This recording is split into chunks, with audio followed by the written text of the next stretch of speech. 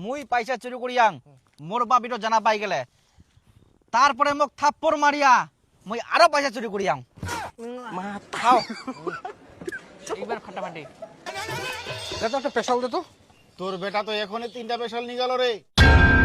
মোর বেটা সিগারেট নিয়ে গেল?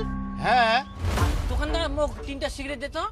তুই ছোট ছোট তোকে সিগারেট দেওয়া যাবে না। না মোর বাবাটা নিকবা কয়া। পয়সা মোর বাবা দিবে হেই। পরে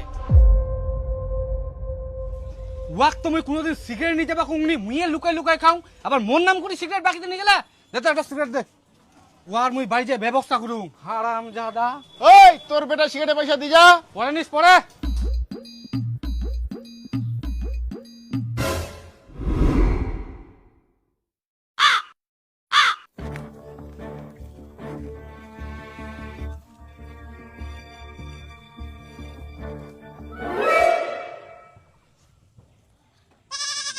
আরে বাপ এ খুইনি পেশাল খাই উল্টিছে।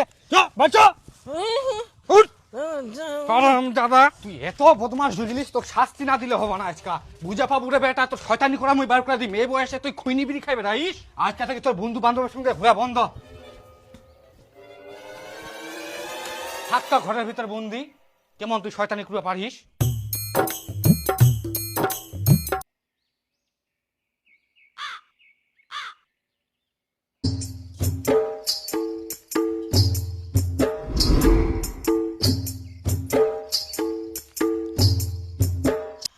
সিগারেট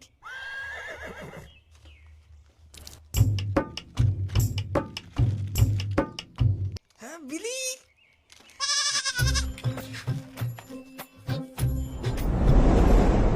ছুয়াটার খাওয়া দাওয়া কিছু নাই, ওই যে ঘরের ভিতর বন্ধ করি থুইয়া আমার পেছনের মুখ ভালোই লাগেনি।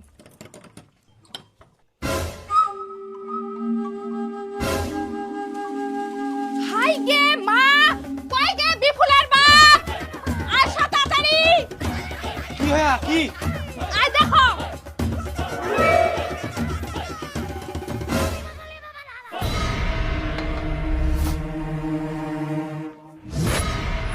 সব বিড়ি সিগারেট খাই শেষ করে দিয়া ইয়ার মুই আজকা। মুখ ফের কেনে মারিলু তুই? তো কতবার বারণ করি আনং যে এলা জিনিস খাইস না খাইস না, ছুয়াটা দেখে শিখি যাবে। মোর দোষ মুই উয়া কইনু যে খাইলা তুই। তোর দশাই তো ছুয়াটা আজকে এরকম হইল।